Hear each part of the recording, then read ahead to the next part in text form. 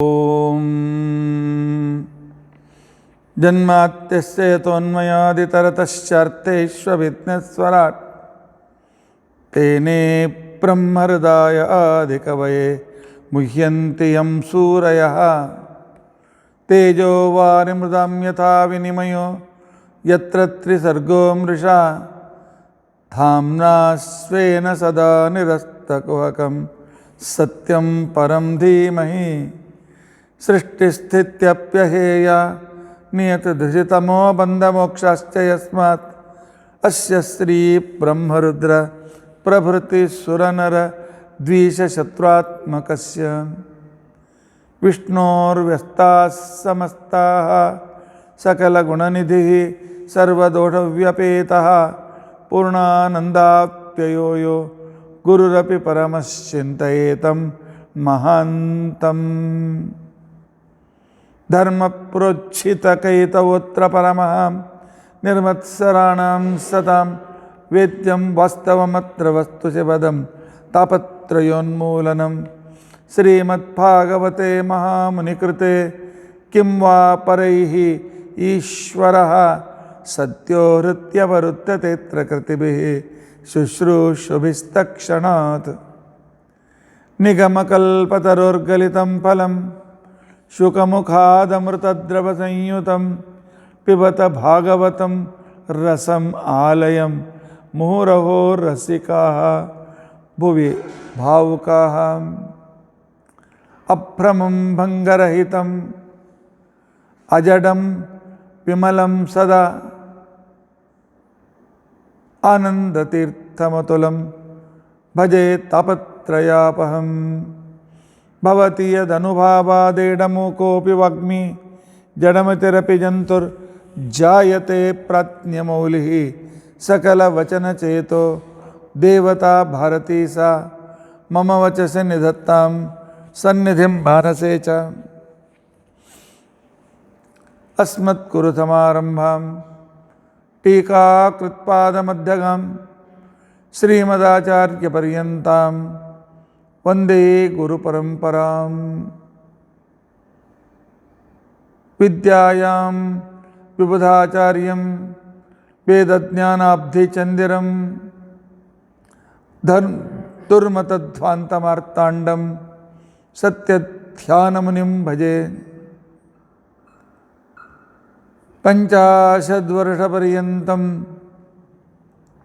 ಸತತಂ ರಾಮಪೂಜಕಃ ಶ್ರೀ ಸತ್ಯಪ್ರಮೋದ ಗುರುರಾಟ್ ಭಾಸತಾಂ ಮೋ ಹೃದಂಬರೆ ಬಂಧುಸ್ತ್ವಂ ಗುರುರಿಷ್ಟದೈವತಮಿತಿ ತ್ವತ್ಪಾದಪಂಕೈರುಹಂ ಪ್ರಾಪ್ತಂ ಮಾಂ ಪರಿಪಾಲಯೇತಿ ಸತತಂ ಯಾಚೆ ನಿಬದ್ಧಾಂಜಲಿಃ ಚಿತ್ತಂ ಮದ್ಗುಣದೋಷಚಿಂತನವಿದೋ ನೂನಂ ಮನಂ ಮಾ ಕೃತಾಃ ಶ್ರೀ ಸತ್ಯಾತ್ಮಗುರೋ ತ್ವದಂಘ್ರಿಯುಗಲಂ ಹಿತ್ವಾ ನಮೇ ಸದ್ಗತಿಃ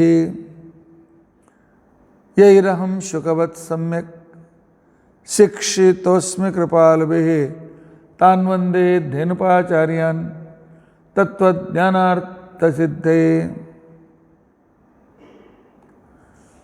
ಶ್ರೀ ಗುರುಭ್ಯೋ ನಮಃ ಹರಿ ಓಂ ಹರಿ ಓಂ ಹರಿ ಓಂ ಸ್ವಸ್ತ್ಯಸ್ತು ಅಸೇಢ ಸನ್ಮಂಗಲಾನಿ ಸಂತು ಶ್ಲೋಕೈಕಶ್ರವಣಪಠನಮಾತ್ರೇಣ ವಕ್ತಶ್ಚ ಶ್ರೋತॄಣಾಂ ನಿಖಿಲ ಕಲಿಕೃತ ಕಲ್ಮಷಾಪನೋದನ ಪಟುತರೆ ಧರ್ಮಾದ್ಯಖಿಲ ಪುರುಷಾರ್ಥ ಸಾಧನೀಭೂತೆ ಅದ್ಯ ಶ್ರೀಮದ್ಭಾಗವತೆ ನವಮಸ್ಕಂಧಾಂಧ್ರಕಥಾ ಪ್ರಾರಂಭೆ ಸತಿ ಕಿಂಚಿತ್ ಪುರಕಥಾನುವಾದಃ ಹರಿ ಓಂ ಹರಿ ಓಂ ಹರಿ ಓಂ. ನಿನ್ನಿನ ದಿನ ನಾವು ಕಾಳಿದಾಸನ ಶೈಲಿಯಲ್ಲಿ ಅವನ ಕಾವ್ಯದ ಆಧಾರದಿಂದ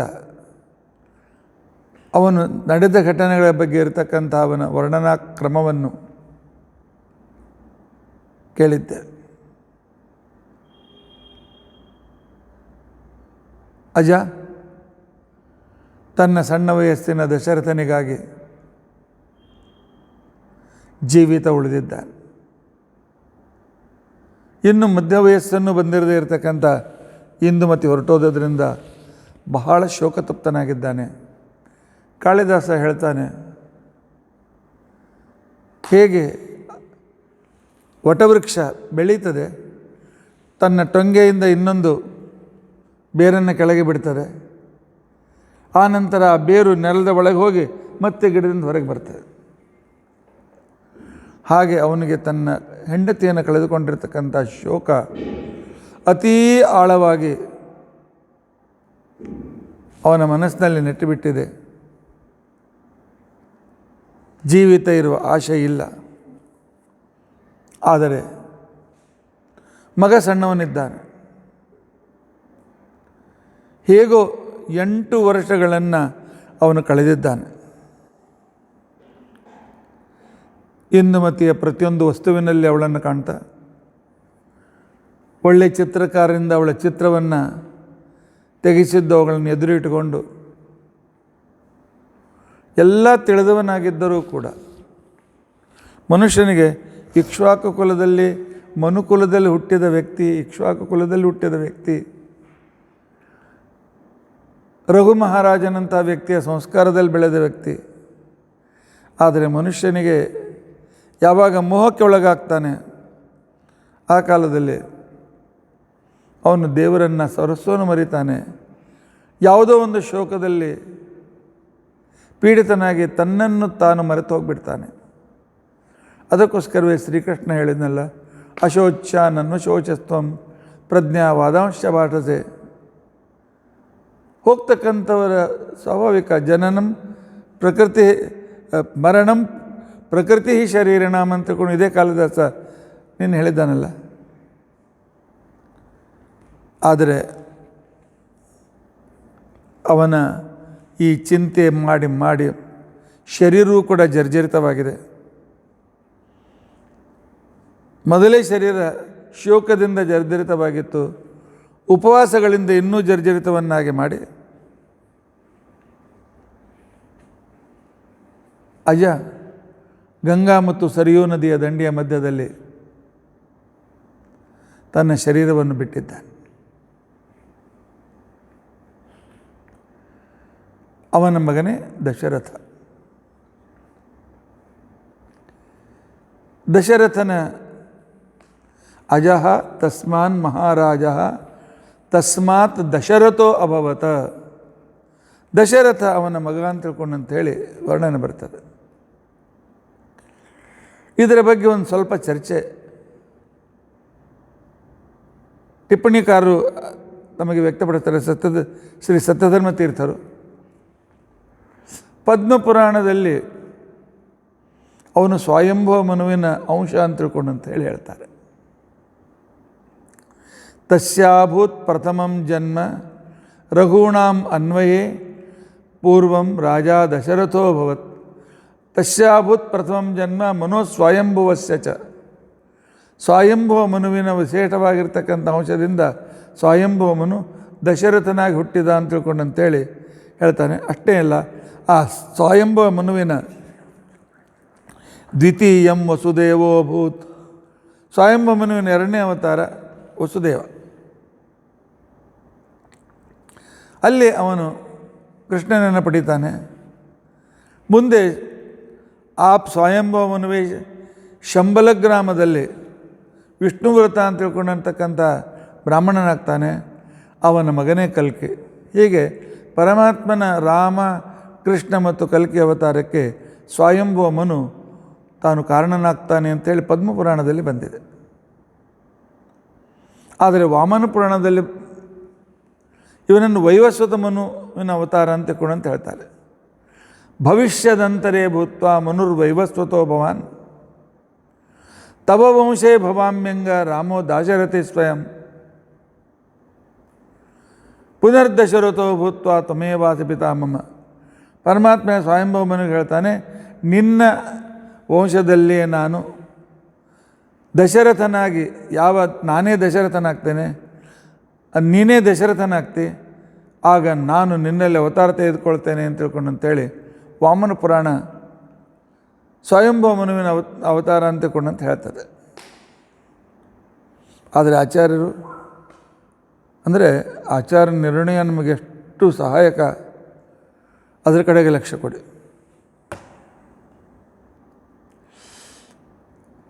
ತಾತ್ಪರ್ಯನಿರ್ಣಯದ ಮಹತ್ವ ಎಷ್ಟಿದೆ. ಶ್ರೀಮದಾಚಾರ್ಯರ ಅವತಾರ ಆಗಿರದೇ ಇದ್ದರೆ ನಾವು ಏನಂತ ಮಾಡಿ ಪರಸ್ಪರ ವಿರೋಧ ಬಂದಾಗ ಆಚಾರ್ಯ ಮಹಾಭಾರತ ತಾತ್ಪರ್ಯನಿರ್ಣಯದ 11ನೇ ಅಧ್ಯಾಯದಲ್ಲಿ ಹೇಳ್ತಾ ಇದ್ದಾರೆ, ಸಕಶ್ಯಪೋದ್ರಾಕ್ ಇತಿ ಶೂರಾತ್ ಸಜಾತೋ ಭೋಗೋಧನಾಢ್ಯೋ ಭೂಮೋ ಯಮಾಹುರ್ ವಸುದೇವ ಇತ್ಯಪಿ. ದಶರಥನೇ ವಸುದೇವ, ಆದರೆ ಆ ವಸುದೇವ ಕಶ್ಯಪರ ಅವತಾರ ಅಂತ, ಸ್ವಯಂಭವನೂ ಅಲ್ಲ, ಆನಂತರ ವಯೋಸ್ತಮನೂ ಅಲ್ಲ. ಅಷ್ಟೇ ಅಲ್ಲ, ಮಹಾಭಾರತಾತ್ಮನ 3ನೇ ಅಧ್ಯಾಯದಲ್ಲಿ ಕೂಡ ಸಕಶ್ಯಪಶ್ಚಾದಿತಿ ಗರ್ಭಜನ್ಮನಃ ವಿವಸ್ವತಸ್ತಂತು ಭವಸ್ಯ ಭೂಭೃತಃ. ವೈವಸ್ವತ ಮನುವಿನ ವಂಶದಲ್ಲಿ ಬಂದ ಕಶ್ಯಪರೇ ದಶರಥನಾಗಿ ಹುಟ್ಟಿದಾಗ ಪರಮಾತ್ಮ ಅವತಾರ ತೆಗೆದುಕೊಂಡ ಅಂತ ತಿಳ್ಕೊಂಡು ಅಂತೇಳಿ ಆಚಾರ್ಯರು ಹೇಳ್ತಾರೆ. ಆನಂತರ ಯಾರು ಯಾವ ವಂಶದವರು ಅಂತ ತಿಳ್ಕೊಂಡು ಅಂಥೇಳಿ ತಿಳಿಸೋದಕ್ಕೋಸ್ಕರ ನಾರಾಯಣ ಪಂಡಿತಾಚಾರ್ಯರು ಅಂಶಾವತಾರ ಅಂತ ತಿಳ್ಕೊಂಡು ಒಂದು ಪುಸ್ತಕ ಬರೆದಿದ್ದಾರೆ. ಅವರು ವಂಶಾವತಾರದಲ್ಲಿ ಏನು ಹೇಳ್ತಾರೆ ಅಂತ ತಿಳ್ಕೊಂಡಂತಂದರೆ, ಅವರು ರಾಜಾದರಜ ಪೂರ್ವಂ ಮನುಸ್ವಾಯಂಭುವ ಸ್ಮೃತ ಪದ್ಮಪುರಾಣದ ಉದಾಹರಣೆಯನ್ನು ಕೊಟ್ಟು ಸ್ವಯಂಭವನು ಅಂತ ತಿಳ್ಕೊಂಡಂತ ಹೇಳ್ತಾರೆ. ಈಗ ಪದ್ಮಪುರಾಣ ಸ್ವಯಂಭವಮನು ಅಂತ ಹೇಳ್ತಾರೆ, ವಾಮನ ಪುರಾಣ ವೈವಸ್ವತ ಮನ್ವಂತರ ಅಂತ ಹೇಳ್ತಾರೆ. ಆಚಾರ್ಯರು ಕಶ್ಯಪನ ವಂಶ ದಶರಥ ಮತ್ತು ವಸುದೇವ ಅಂತ ಹೇಳ್ತಾರೆ. ಯಾರ ಮಾತು ನಂಬಬೇಕು? ಸತ್ಯಧರ್ಮ ತೀರ್ಥ ಶ್ರೀಪಾದಂಗಳವರು, ಭಾಗವತದ ಮೇಲೆ ವಿಜಯಧ್ವಜರು, ಯಾದವಾರ್ಯರು, ಸತ್ಯಧರ್ಮರು, ಅದಲ್ಲದೆ ಇನ್ನೂ ಅನೇಕ ರೀತಿಯಾಗಿರ್ತಕ್ಕಂಥ ಟಿಪ್ಪಣಿಕಾರರು ವ್ಯಾಖ್ಯಾನ ಬರೆದಿದ್ದಾರೆ. ಭಾಳ ಅದ್ಭುತ ಒಂದೊಂದು ಟಿಪ್ಪಣಿಕಾರರ ಆ ಅಭಿಪ್ರಾಯಗಳನ್ನು ನೋಡ್ತಾ ಇದ್ದರೆ ಲೋಕ ಮರೆತು ಹೋಗ್ತದೆ, ಅಷ್ಟು ಅಭ್ಯಾಸ ಮಾಡಿ ಭಾಗವತದ ಮೇಲೆ ಬರೆದಿದ್ದಾರೆ. ಅದಕ್ಕೇನೆ ಸತ್ಯಧ್ಯಾನ ತೀರ್ಥರು ಯಾರಾದರೂ ನಾನು ವಿದ್ವಾಂಸನಾಗಿದ್ದೇನೆ, ಆ ಗುರುಕುಲದ ಅಭ್ಯಾಸ ಮುಗಿಸ್ಕೊಂಡು ಬಂದಿದ್ದೇನೆ ಅಂತಂದರೆ, ಭಾಗವತ ಶ್ಲೋಕ ತಗೋ ಪುಸ್ತಕ ತೆಗಿ ಆ ಶ್ಲೋಕಕ್ಕೆ ಅರ್ಥ ಹೇಳು ಅಂತ ಹೇಳ್ತಾಯಿದ್ರು. ಅಷ್ಟು ಅದ್ಭುತವಾಗಿರ್ತಕ್ಕಂಥದ್ದು ಭಾಗವತದ ಶೈಲಿ. ಅದಕ್ಕೆ ಸತ್ಯಧರ್ಮ ತೀರ್ಥ ಕೊನೆಗೆ ಹೇಳ್ತಾರೆ ಅಂತಂದರೆ, 4 ಸಂಯೋಜನೆ ಮಾಡಬೇಕಾಗಿದೆ ಅಲ್ಲ, ಈ ರೀತಿ ಸಂಯೋಜನೆ ಮಾಡಬೇಕು. ದಶರಥನೇ ಕಶ್ಯಪನೇ ದಶರಥ ಕಶ್ಯಪ ಏವ. ಹಾಗಾದರೆ ಪುರಾಣದ ವಿಚಾರ ಹೌದು, ಅವನಲ್ಲಿ ಸ್ವಯಂಭವ ಮನುವಿನ ಅಂಶವೂ ಇತ್ತು, ವೈವಸ್ವತ ಮನುವಿನ ಅಂಶ ಇತ್ತು. ಯಾವ ಪುರಾಣದ ವಿರೋಧ ಬರೋದಿಲ್ಲ. ಅದೇ ಕಶ್ಯಪನೇ ಮುಂದೆ ವಸುದೇವನಾಗ್ತಾನೆ. ಆಚಾರ್ಯರ ಮಾತು ಎಷ್ಟು ಸೂಚ್ಯವಾಗಿ ನಿರ್ಣಯಾತ್ಮಕವಾಗಿದೆ ಅಂತ ಅನ್ನೋದನ್ನು ಸತ್ಯಧರ್ಮ ತೀರ್ಥರು ಸಾಧಿಸಿ ತೋರಿಸ್ತಾರೆ.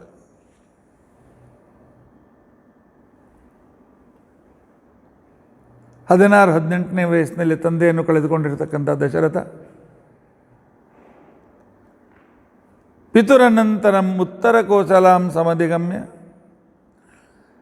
ಸರಿಯೂ ನದಿಯ ಉತ್ತರ ಭಾಗ ರಾಜ್ಯವನ್ನು ತಾನು ಪಡೆದು ಅತ್ಯಂತ ಅದ್ಭುತವಾಗಿ ಭಗವಂತನಲ್ಲಿ ವಿಶ್ವಾಸವನ್ನು ಇಟ್ಟು ಧರ್ಮದಿಂದ ರಾಜ್ಯವನ್ನು ಆಳ್ತಾ ಇದ್ದಾನೆ. ಆ ದಶರಥನಿಗೆ 3 ಜನ ಹೆಂಡತಿಯರು. ಸರಿಯೂ ನದಿಯ ದಕ್ಷಿಣ ತೀರದಲ್ಲಿ ದಕ್ಷಿಣ ಕೋಸಲದ ರಾಜ ಭಾನುಮಾನ್ ಅಂತ ತಿಳ್ಕೊಂಡಂಥೇಳಿ, ಅವನ ಮಗಳೇ ಕೌಸಲ್ಯ, ದಶರಥನ ಮೊದಲನೇ ಪಟ್ಟದ ರಾಣಿ. ಆನಂತರ ಮಗಧ ದೇಶದ ಶೂರಸೇನನ ಮಗಳು ಸುಮಿತ್ರ, ಅವನ 2ನೇ ಹೆಂಡತಿ. ಕೇಕೆಯ ದೇಶದ ಅಶ್ವಪತಿ ರಾಜನ ಮಗಳು ಕೈಕೇಯಿ, ಅವನ 3ನೇ ಹೆಂಡತಿ. ಹಾಗೆ 300 ಜನ ಬೇರೆ ಪಟ್ಟದ ರಾಣಿ ಆಗದೇ ಇರತಕ್ಕಂಥವರು ಹಿಂದಿನ ಕಾಲದ ರಾಜರಾದೊಂದು ವೈಭವ. ಅಂತಃಪುರದಲ್ಲಿ 300 ಜನ ಹೆಂಡತಿ ಅವನಿಗೆದ್ರು ಅಂತ ತಿಳ್ಕೊಂಡು ಅಂತ ಹೇಳ್ತಾರೆ. ಆ 300ರಲ್ಲಿ ಒಬ್ಬಳಲ್ಲಿ ದಶರಥನ ಒಬ್ಬಳು ಹೆಣ್ಮಗಳಿದ್ಲು. ಅವಳ ಹೆಸರು ಶಾಂತ ಅಂತ ತಿಳ್ಕೊಂಡು ಅಂತೇಳಿ. ಆ ಶಾಂತಾನನ್ನು ರೋಮಪಾದ ಅಂತ ತಿಳ್ಕೊಂಡಂತಕ್ಕಂತಹ ರಾಜನಿಗೆ ಕೊಟ್ಟು ಮದುವೆ ಮಾಡ್ತಾರೆ.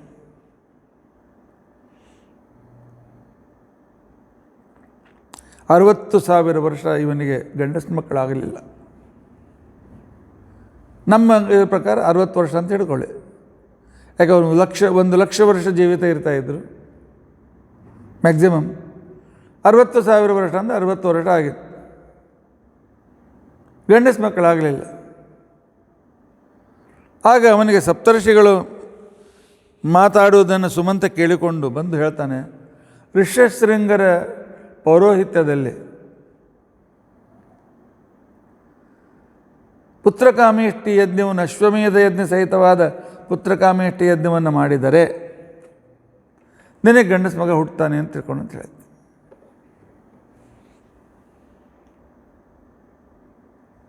ದಶರಥ ರಾಜ ಹಾಗೇ ಆಗಲಿ ಅಂತ ತಿಳ್ಕೊಂಡು ಅಂತೇಳಿ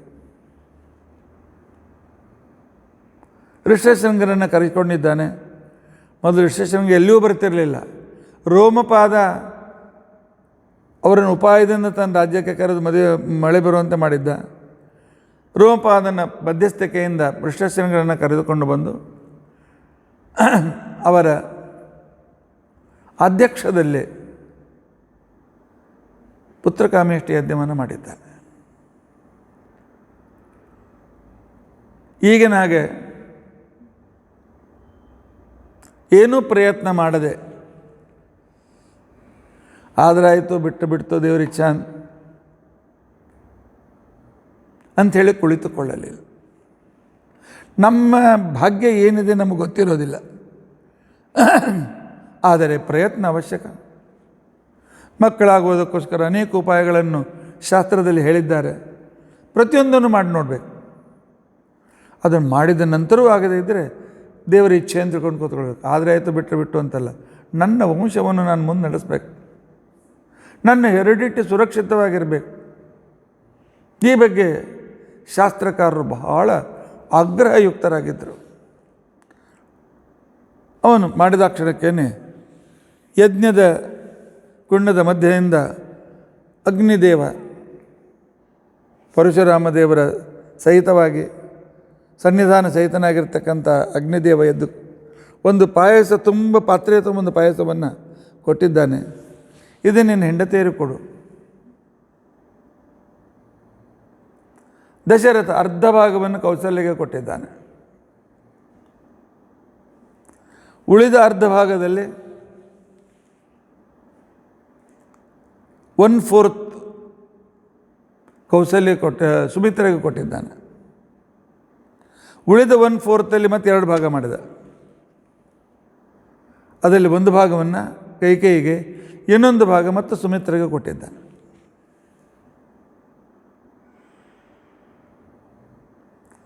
ಕೌಸಲ್ಯ ಪ್ರೀತಿ ಹೆಂಡತಿ, ಆದರೆ ಅವಳಿಗೆ ಸಿಕ್ಕಿದ್ದು 1/8. ಆ ನಂತರ ಇವಳಿಗೆ ಸಿಕ್ಕಿದ್ದು 1/3 ಸುಮಿತ್ರೆಗೆ, 50% ಸಿಕ್ಕಿದ್ದು ಕೌಸಲ್ಯಗೆ. ಏಕೆ?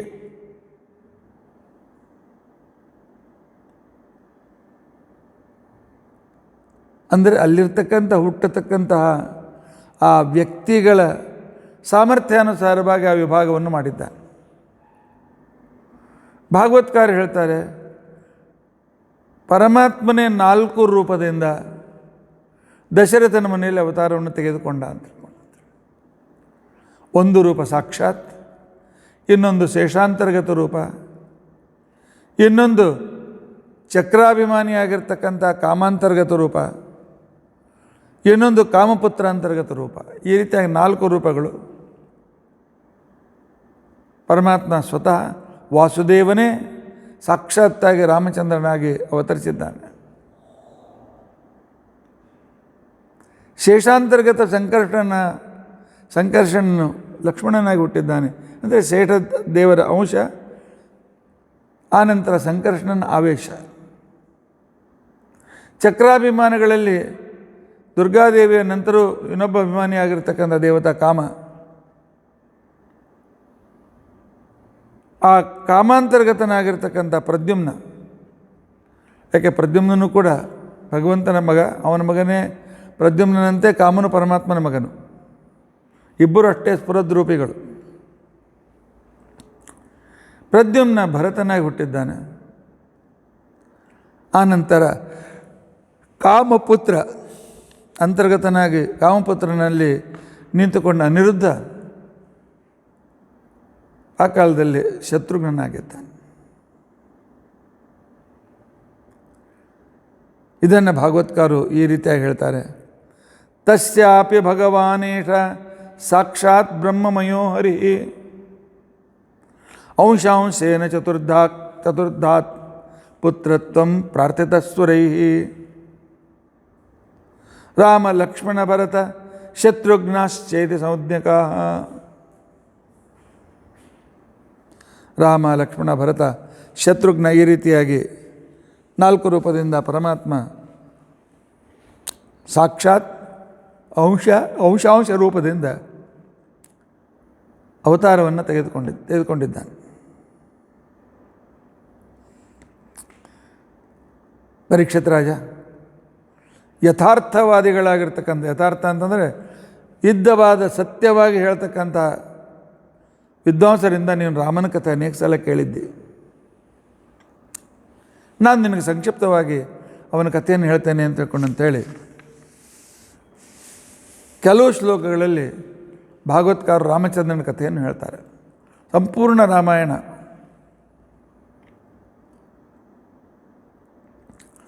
ನಿನ್ನೆ ಕಾಳಿದಾಸನ ಶೈಲಿಯನ್ನು ಕಂಡಿದ್ದೀರಿ. ಆದರೆ ಕಾಳಿದಾಸನ ಒಂದು ಕಡೆಯಲ್ಲಿ ಹೇಳ್ತಾನೆ ವ್ಯಾಸೋಚ್ಛಿಷ್ಟಂ ಜಗತ್ ಸರ್ವಂ ಅಂತ ತಿಳ್ಕೊಂಡಂತೆ. ಇದೇ ಮಾತನ್ನು ವಿಶ್ವನಾಥ ಅಂತಕ್ಕಂಥವನು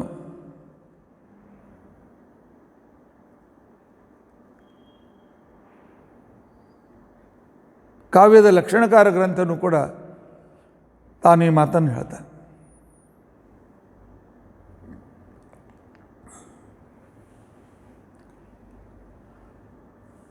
ಅಂದರೆ ವೇದವ್ಯಾಸದೇವರ ಶೈಲಿಯನ್ನು ಅವಲಂಬಿಸಿ, ವೇದವ್ಯಾಸದರು ಹೇಳಿದ ಕಥೆಗಳನ್ನು ಅವಲಂಬಿಸಿ ಅನೇಕ ಕವಿಗಳು ಅನೇಕ ಕಾವ್ಯಗಳನ್ನು, ನಾಟಕಗಳನ್ನು ಇತ್ಯಾದಿಗಳನ್ನು ಬರೆದಿದ್ದಾರೆ.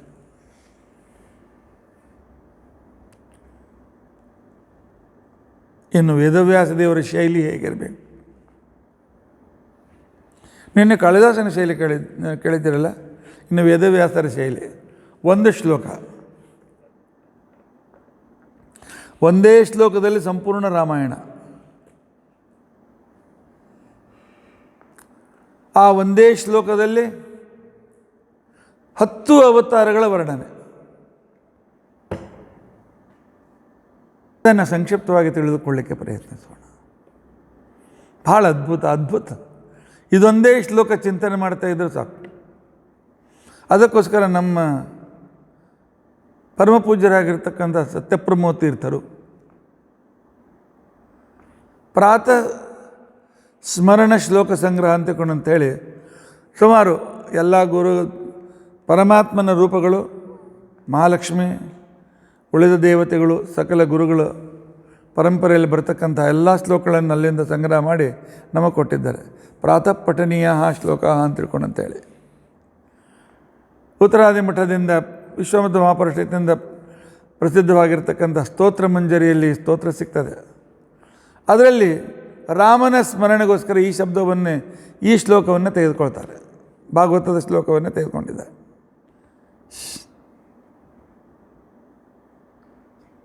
ಭಾಗವತದ ಆ ಶ್ಲೋಕ ಈ ರೀತಿಯಾಗಿದೆ.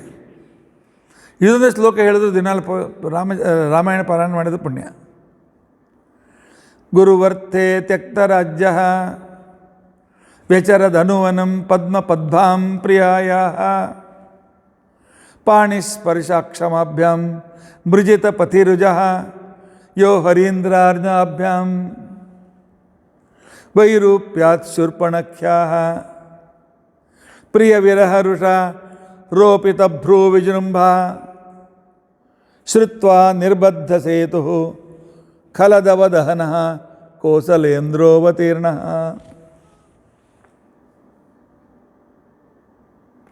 ಅಯೋಧ್ಯಾಪತಿಯಾದ ರಾಮಚಂದ್ರ ಅವತರಿಸಿದ. ಹೇಗಿದ್ದಾನೆ ಅವನು? ಗುರುವರ್ಥೆ ತ್ಯಕ್ತರಾಜ್ಯ, ತನ್ನ ತಂದೆ ವಚನಭ್ರಷ್ಟನಾಗಬಾರದು ಅಂತ ತಿಳ್ಕೊಂಡು ಅಂತೇಳಿ ವನವಾಸಕ್ಕೆ ಹೊರಟಿರ್ತಕ್ಕಂಥ ಮಹಾನ್ ವ್ಯಕ್ತಿ.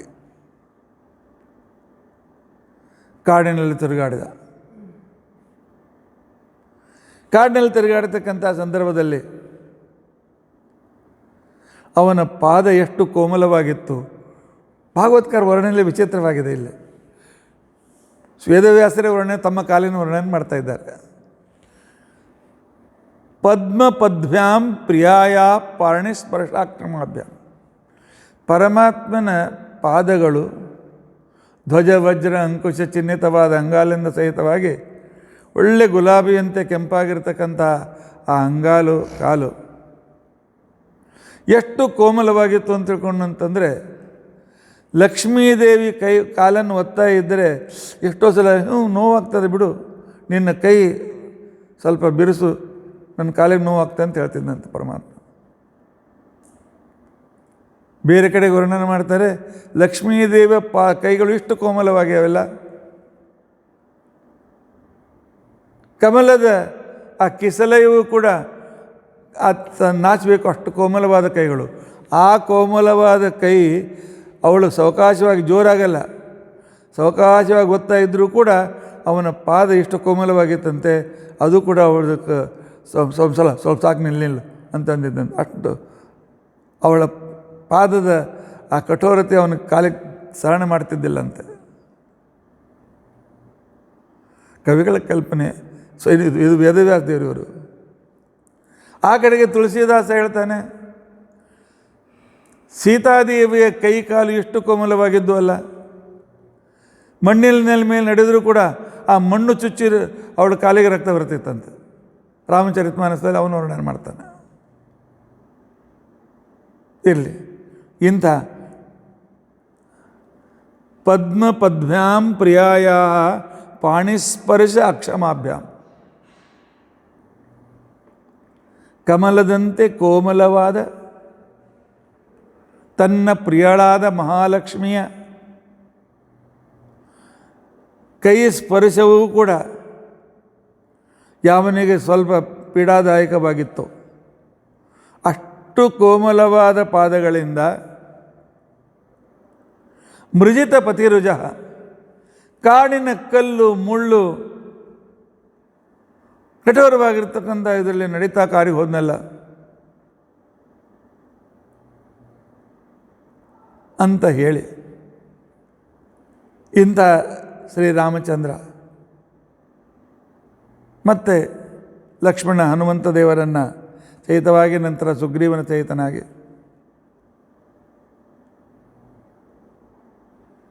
ಕಾಡಿನಲ್ಲಿ ತಿರುಗಾಡ್ತಾ ಇದ್ದ. ಅದಕ್ಕಿಂತ ಮೊದಲು ಶೂರ್ಪಣಖೆಯು ಸೀತೆಯನ್ನು ತಿನ್ನಲಿಕ್ಕೆ ಬಂದಾಗ ಅವಳ ಮೂಗು ಕಿವಿಗಳನ್ನು ಕತ್ತರಿಸಿ ವಿರೂಪಳನ್ನಾಗಿ ಮಾಡಿದ್ದಕ್ಕೋಸ್ಕರ ಆಗ ಅದರ ಸೇಡು ತೀರಿಸ್ಕೊಳ್ಬೇಕು ಅಂತ ತಿಳ್ಕೊಂಡಂತೇಳಿ ರಾವಣ ಸೀತೆಯನ್ನು ಅಪಹರಣ ಮಾಡ್ತಾನೆ. ಪ್ರಿಯ ವಿರಹರುಷ ಆರೋಪಿತ ಭ್ರೂ ವಿಜೃಂಭ, ಹೆಂಡತಿಯ ಸೀತಾದೇವಿ ವಿರಹದಿಂದ ಪೀಡಿತನಾಗಿ ನನಗೆ ಈ ವಿರಹ ತಂದುಕೊಟ್ಟ ಆ ವ್ಯಕ್ತಿಯನ್ನು ನಾನು ಬಿಡೋದಿಲ್ಲ ಅಂತ ತಿಳ್ಕೊಂಡಂತೇಳಿ ಒಳ್ಳೆ ತನ್ನ ಹುಬ್ಬುಗಳನ್ನು ಗಂಟಿಕ್ಕಿ ಶ್ರುತ್ವ ನಿರ್ಬದ್ಧ ಸೇತು,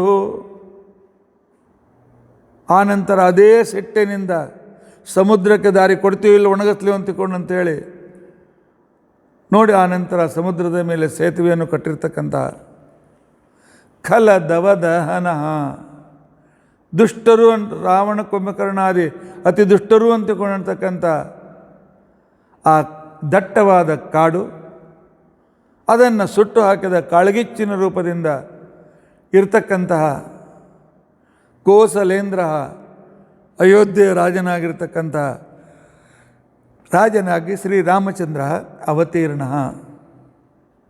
ಅವನು ಅವತಾರವನ್ನು ತೆಗೆದುಕೊಂಡಿದ್ದಾನೆ. ಅಂತಹ ಶ್ರೀರಾಮಚಂದ್ರ ನಮ್ಮನ್ನು ಉದ್ಧಾರ ಮಾಡಲಿ ಅಂತ ತಿಳ್ಕೊಂಡಂತೇಳಿ ಕೇಳ್ಕೊಳ್ತಾ ಇದ್ದಾನೆ.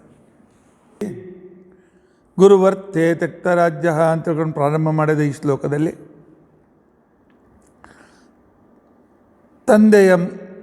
ತಂದೆ ವಚನಭ್ರಷ್ಟನಾಗಬಾರದು ಅಂತ ಹೇಳಿ ವನವಾಸಕ್ಕೆ ಹೋದ ವಿಚಾರ, ಅಲ್ಲಿ ಲೋಕ ವಿಡಂಬನೆಗಾಗಿ ಅನೇಕ ಕಷ್ಟಗಳನ್ನು ಪಟ್ಟಂತೆ ತೋರಿಸಿ ಹನುಮಂತನ ಮಿತ್ರತೆಯನ್ನು ಮಾಡಿಕೊಂಡದ್ದು, ಆನಂತರ ಪಂಚವಟಿಯಲ್ಲಿ ಶೂರ್ಪಣಖೆಯ ಮೂಗು ಕಿವಿಗಳನ್ನು ಕತ್ತರಿಸಿ ರಾವಣನ ದ್ವೇಷವನ್ನು ಕಟ್ಟಿಕೊಂಡು ಸೀತಾಪಹರಣದ ನಾಟಕವನ್ನು ಮಾಡಿ, ಆನಂತರ ಆ ವಿರಹದಿಂದ ಹುಟ್ಟಿದ ಸಿಟ್ಟಿನಿಂದ ತನ್ನ ಸಿಟ್ಟಿನಿಂದ ಹುಬ್ಬುಗಂಟಿ ಇಕ್ಕಿ ಸಮುದ್ರವು ಸೇತುವೆ ಕಟ್ಟುವಂತೇಳಿ ಪ್ರಾರ್ಥನೆ ಮಾಡುವಂತೆ ಮಾಡಿಕೊಂಡು ಲಂಕೆಗೆ ಹೋಗಿ ಸಂಪೂರ್ಣವಾಗಿರ್ತಕ್ಕಂತಹ ಅಸುರರು ಅಂತಕ್ಕಂಥ ದಟ್ಟ ಅಡವಿಯನ್ನು ಸಂಪೂರ್ಣವಾಗಿ ನಾಶಪಡಿಸಿ ಸುಟ್ಟಾಕಿದ್ದಾನೆ. ಮತ್ತು ಜೊತೆಯಲ್ಲಿ ಸೀತೆಯನ್ನು ತಿರುಗಿ ಕರ್ಕೊಂಡು ಬಂದಿರತಕ್ಕಂಥ ಈ ಅಯೋಧ್ಯ ರಾಜ ನಮ್ಮನ್ನು ಸಂರಕ್ಷಣೆ ಮಾಡಲಿ ಅಂತ ತಿಳ್ಕೊಂಡು ಅಂತೇಳಿ ಪ್ರಾರ್ಥನೆ ಮಾಡಿದ್ದಾರೆ.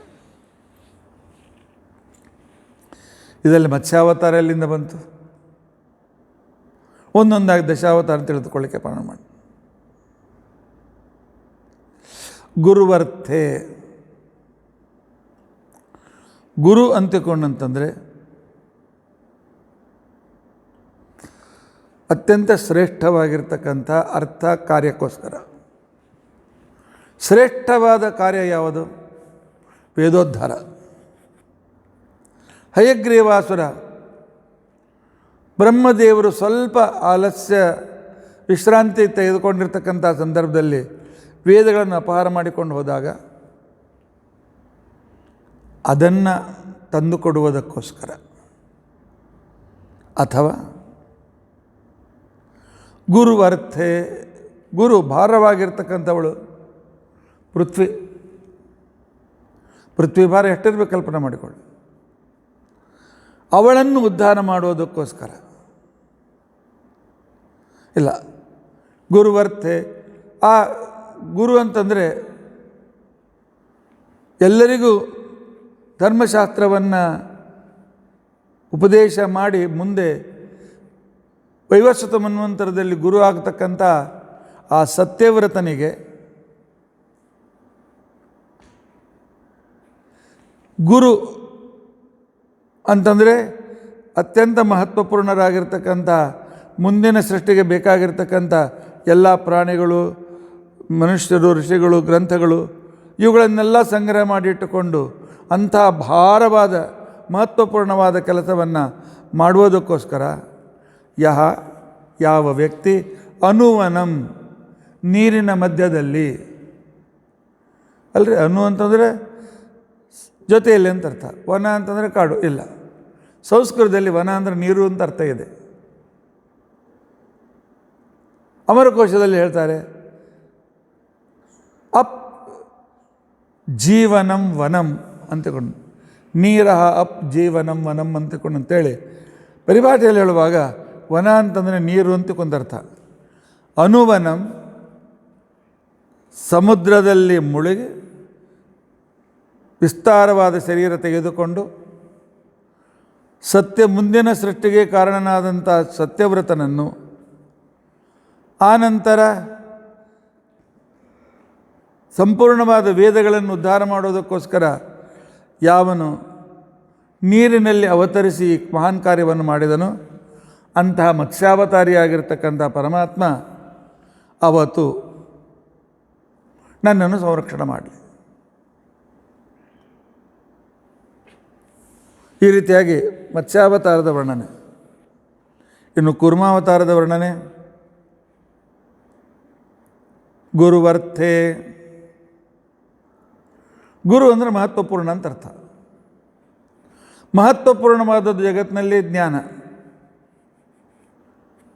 ಆ ಜ್ಞಾನದಿಂದ ಬರ್ತಕ್ಕಂಥದ್ದು ಅಪರೋಕ್ಷ ಜ್ಞಾನ, ಅದೇ ಅಮೃತ.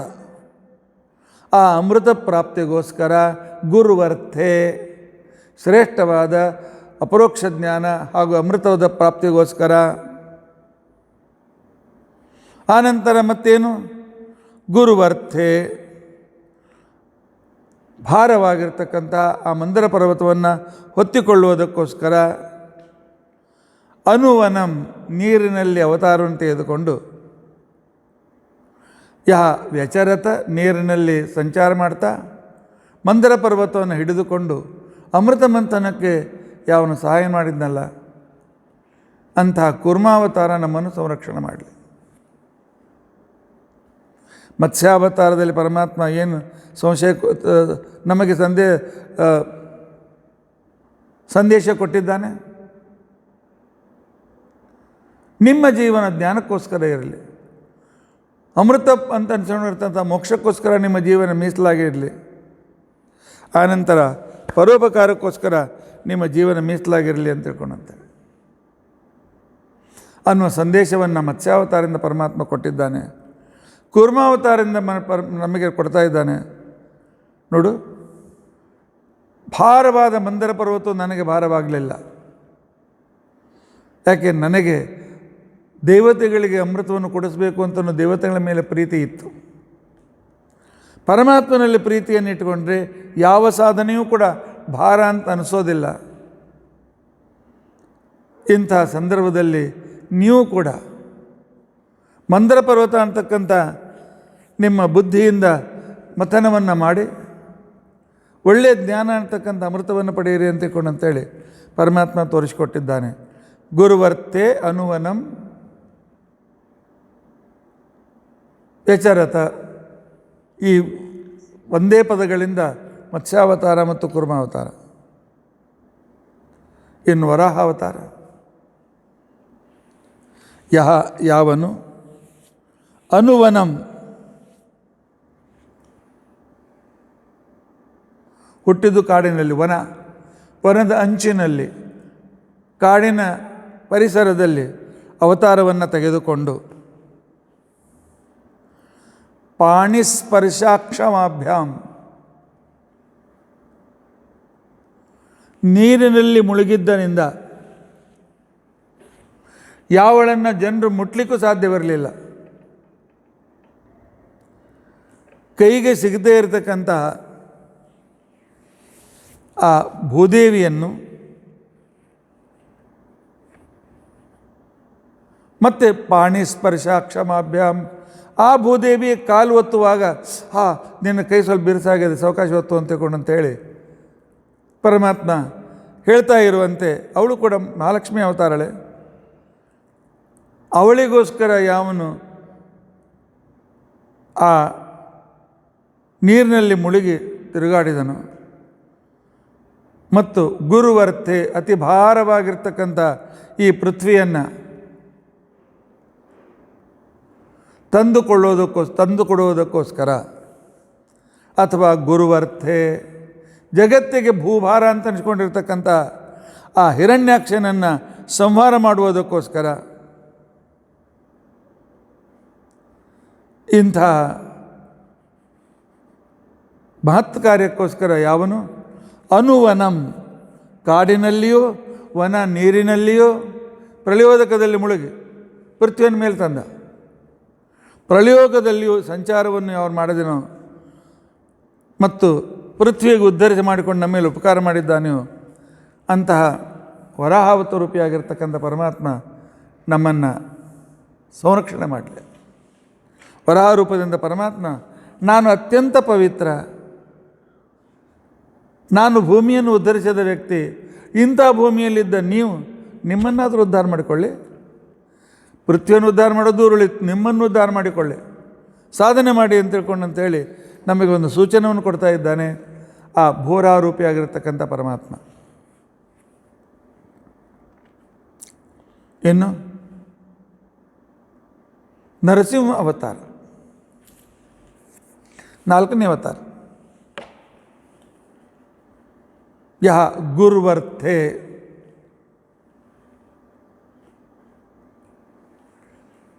ದೈತ್ಯರಿಗೆ ಉಪದೇಶ ಮಾಡಿದ ಗುರು ಯಾರು? ಪ್ರಹ್ಲಾದ. ದೈತ್ಯ ಬಾಲಕರಿಗೆ ಉಪದೇಶ ಮಾಡಿ ಗುರು ಅಂತ ಅನಿಸ್ಕೊಂಡಿರ್ತಕ್ಕಂಥ ಆ ಪ್ರಹ್ಲಾದನನ್ನು ಉದ್ಧರಿಸುವುದಕ್ಕೋಸ್ಕರ ಸತ್ಯಧರ್ಮರ ಕಲ್ಪನಾ ಶಕ್ತಿ ಇವರೇ ಸಪ್ತಮ ಸ್ಕಂದದ ವ್ಯಾಖ್ಯಾನ ಸಂದರ್ಭದಲ್ಲಿ ಸತ್ಯಂ ವಿಧಾತುಂ ನಿಜಭೃತ್ಯ ಪಾಠಿತಂ ಅನ್ನೋ ವಾಕ್ಯಕ್ಕೆ 18-19 ಅರ್ಥ ಬರೆದಿದ್ದಾರೆ. ಈಗ ಅವರೇ ಇಲ್ಲಿ ಇದೇ ಒಂದು ಶ್ಲೋಕದಲ್ಲಿ 10 ಅವತಾರಗಳ ಕಥೆ ಹೇಗೆ ಬಂದಿದೆ ಅಂತಲೂ ತೋರಿಸ್ತಾ ಇದ್ದಾರೆ. ದೈತ್ಯ ಬಾಲಕರಿಗೆ ಗುರುವನಿಸಿದ ಪ್ರಹ್ಲಾದನ ಉದ್ಧಾರಕ್ಕಾಗಿ, ಅಥವಾ ಗುರುವರ್ಥೆ ಭೂಮಿಗೆ ಭಾರನಾಗಿರ್ತಕ್ಕಂತಹ ಹಿರಣ್ಯಕಶಿಪುವನ್ನು ಕೊಲ್ಲುವುದಕ್ಕೋಸ್ಕರ,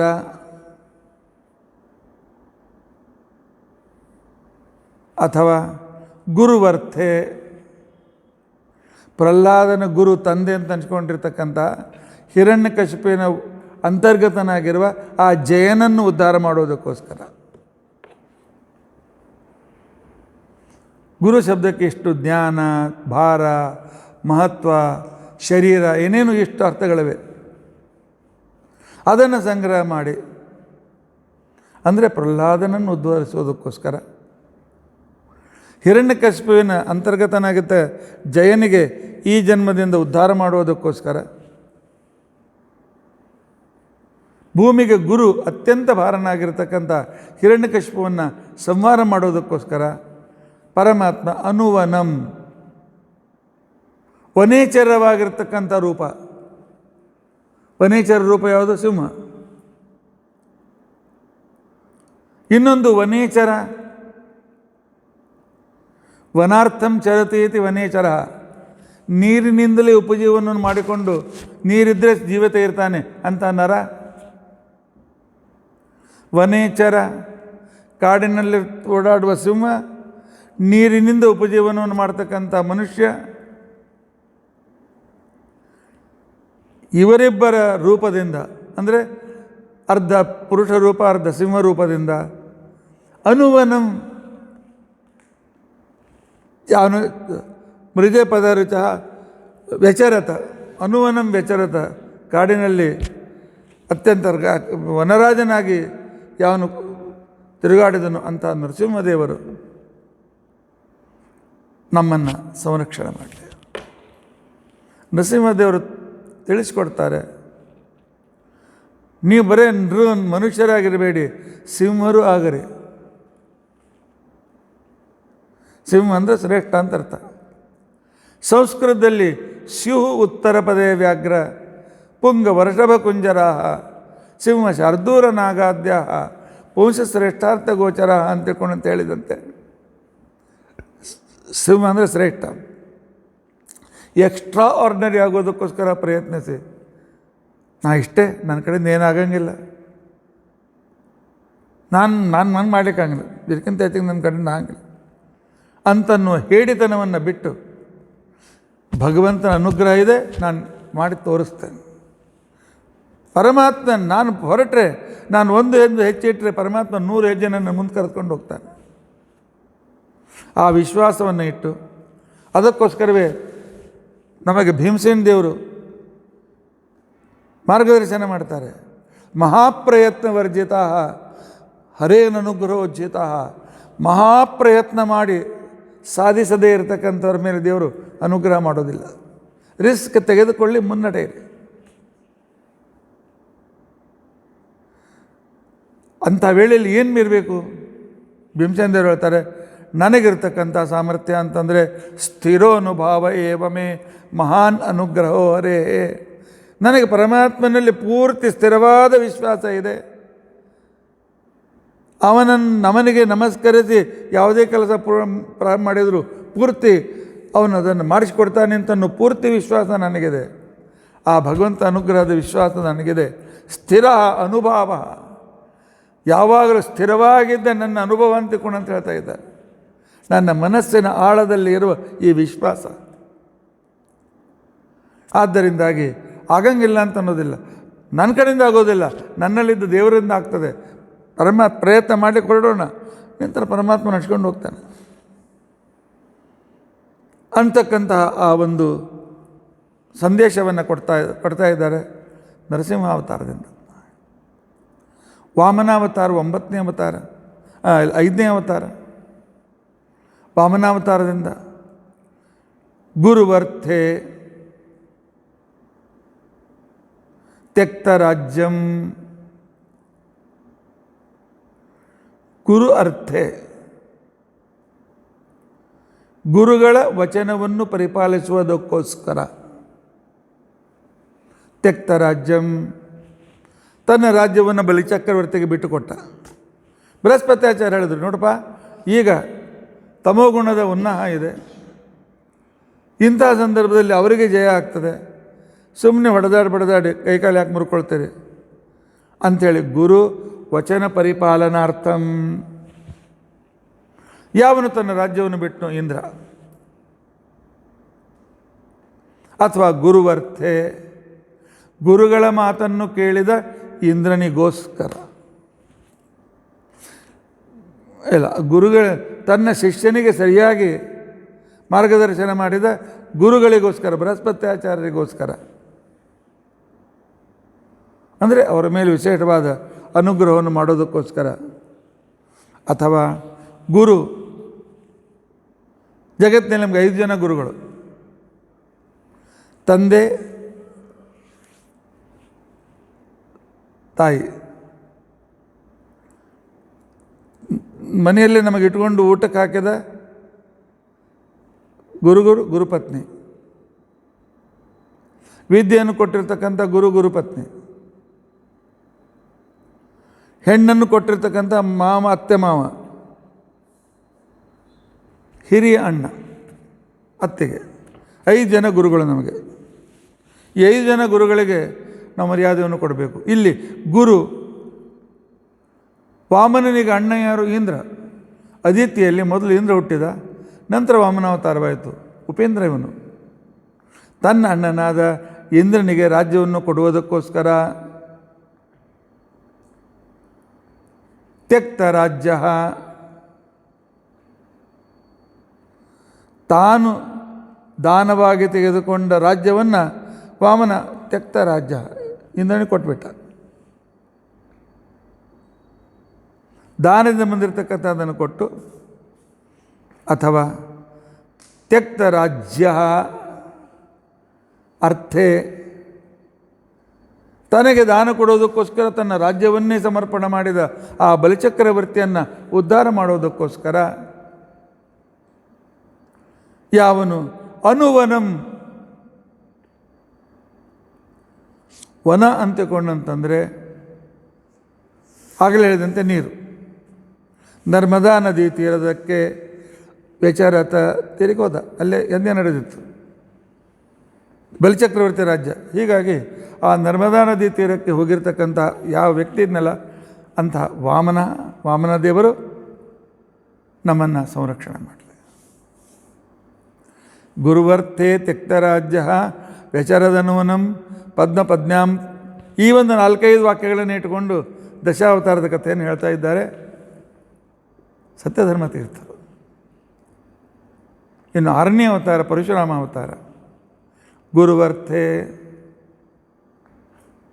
ತಂದೆಗೆ ಆದ ಅಪಮಾನವನ್ನು, ಗುರು ಅಂದರೆ ತಂದೆ, ಅದರ ಸೇಡನ್ನು ತೀರಿಸಿಕೊಳ್ಳೋದಕ್ಕೋಸ್ಕರ ತ್ಯಕ್ತ ರಾಜ್ಯ,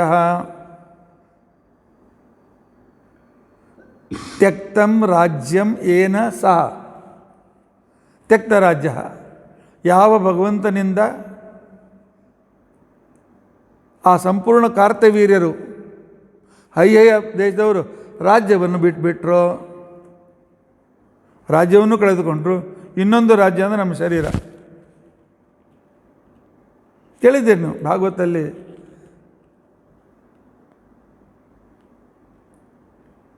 ಪುರಂಜನ ಹುಡುಕೊಂಡು ಬಂದಿರತಕ್ಕಂಥ ರಾಜ್ಯ ಇದೆ. ಎಲ್ಲ ಅವರ ಶರೀರವನ್ನು ಅವರ ಕಡೆ ಬಿಡುವಂತೆ ಮಾಡಿ, ಅಂದರೆ ಯಾರ್ಯಾರು ತನ್ನ ತಂದೆಗೆ ಅಪಮಾನ ಮಾಡಿದ್ದಕ್ಕೆ ಕಾರಣಭೂತರಾಗಿದ್ದರು ಅಂಥವರೆಲ್ಲರನ್ನೂ ಅವರ ರಾಜ್ಯದಿಂದ ಬಿಡಿಸುವುದಕ್ಕೋಸ್ಕರ, ಅವರ ರಾಜ್ಯದಿಂದ ಅವರನ್ನು ಮುಗಿಸುವುದಕ್ಕೋಸ್ಕರ. ಆಗ ಯಾವ ಪರಮಾತ್ಮ ಅನುವನಂ, ಊರಿಂದ ಊರಿಗೆ, ನದಿಯಿಂದ ನದಿಗೆ, ಕಾಡಿನಿಂದ ಕಾಡಿಗೆ ತಿರುಗಾಡಿ 21 ಸಲ ಪೃಥ್ವಿಯ ಪ್ರದಕ್ಷಿಣೆಯನ್ನು ಮಾಡಿ ಅವರನ್ನು ನಾಶಪಡಿಸಿದನು.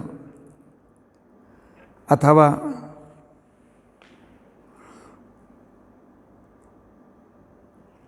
ಗುರುವರ್ಥೆ, ಪರಶುರಾಮ ದೇವರು ಪೃಥ್ವಿಯನ್ನೆಲ್ಲ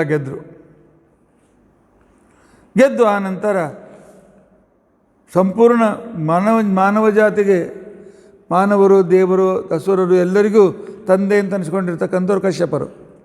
ಕಶ್ಯಪರ 14 ಹೆಂಡತಿಯಿಂದಲೇ ಜಗತ್ತಿನಲ್ಲಿ ಎಲ್ಲ ಪಶು ಪಕ್ಷಿ ಪ್ರಾಣಿ ಮನುಷ್ಯ ದೇವತೆಗಳೆಲ್ಲರೂ ಅವತಾರ ಹುಟ್ಟಿದ್ದಾರೆ.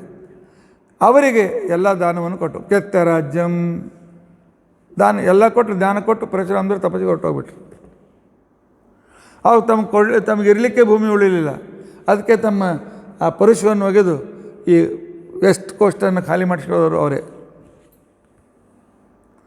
ಗುರುವರ್ತೆ ತೆಕ್ತ ರಾಜ್ಯಂ, ಅಥವಾ ಗುರು ಅಂದರೆ ಕೌರವರಿಗೆ ಪಿತಾಮಹ ಮತ್ತು ಪಾಂಡವರಂತ ಉಪದೇಶ ಮಾಡಿದ ಗುರುಸ್ಥಾನದಲ್ಲಿರ್ತಕ್ಕಂಥ ಭೀಷ್ಮಾಚಾರ್ಯರು, ಅವರಿಗೋಸ್ಕರ ತೆಕ್ತ ರಾಜ್ಯಂ. ಪರಮಾತ್ಮ ತನ್ನ ಕೀರ್ತಿಯನ್ನು ಕಡಿಮೆ ಮಾಡಿಕೊಂಡು ಭೀಷ್ಮಾಚಾರ್ಯರಿಗೆ ನೀನು ಗೆದ್ದಿ ಅಂತನೂ ಕೀರ್ತಿ ಕೊಟ್ಟ. ಇಂತಹ ಪರಶುರಾಮ ದೇವರು ನಮ್ಮನ್ನು ಸಂರಕ್ಷಣೆ ಮಾಡಲಿ ಅಂತ ತಿಳ್ಕೊಂಡಂತೇಳಿ ಪ್ರಾರ್ಥನೆ ಮಾಡ್ತಾರೆ. ಇನ್ನು ಈ ಶ್ಲೋಕ ಹೊರಟದ್ದೇ ರಾಮಾವತಾರಕ್ಕೋಸ್ಕರ. ಬರೇ ಒಂದು ಗುರುವರ್ಥೆ. ಸತ್ಯಧರ್ಮ ತೀರ್ಥರು 15 ಅರ್ಥಗಳನ್ನು ಹೇಳ್ತಾರೆ. ನೋಡಿದರೆ ಸಂಸ್ಕೃತ ಭಾಷೆಯ ಒಂದು ಸಾರ್ವಭೌಮತ್ವ,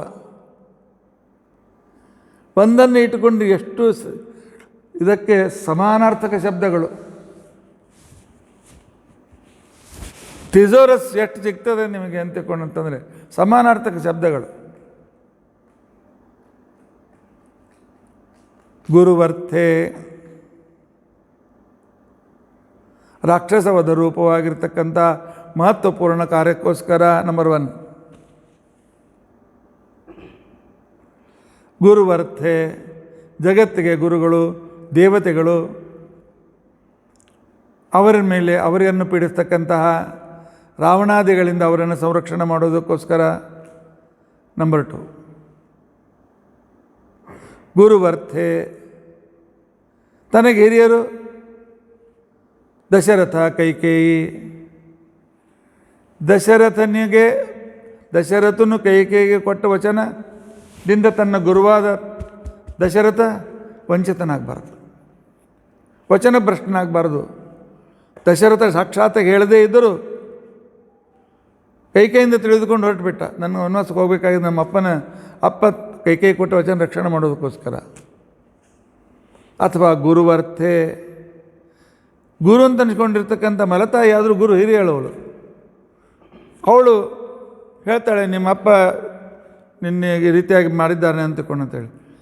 ಯಾಕೆ ಈ ರೀತಿ ನಾ ಹೇಳೋದಿಲ್ಲ, ಹೇಳಿದ್ರೆ ಮತ್ತೆ ನೀನು ನಾಳೆ ನನ್ನ ಮಾತು ಕೇಳಿದ್ರೆ ಏನು ಮಾಡಬೇಕು ಅಂತ ಕೈಕೇಯಿ ಅಂದಾಗ ರಾಮಚಂದ್ರ ಹೇಳ್ತಾನೆ, ರಾಮೋದ್ಯವ್ರ ನಾಭಿಭಾಷತೆ. ಅಮ್ಮ, ರಾಮ ಮಾತನಾಡಿದರೆ ಮಾಡಿ ತೋರಿಸ್ತಾನೆ ಅವನು, ಅದನ್ನು ಚೇಂಜ್ ಎಂದು ಮಾಡೋದಿಲ್ಲ.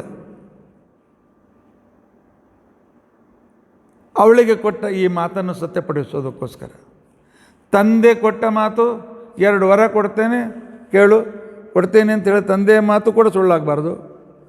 ತನ್ನ ತಾಯಿಗೆ ಕೈಕೇಯಿಗೆ ನಾನು ರಾಮ 1 ಸಲ ಹೇಳಿದ ಮೇಲೆ ಅದನ್ನು ಬದಲಾಯಿಸೋದಿಲ್ಲ ಅಂತ ತಿಳ್ಕೊಂಡಂತೇಳಿ ಹೇಳಿದ ಮಾತನ್ನು ಸತ್ಯ ಮಾಡೋದಕ್ಕೋಸ್ಕರ.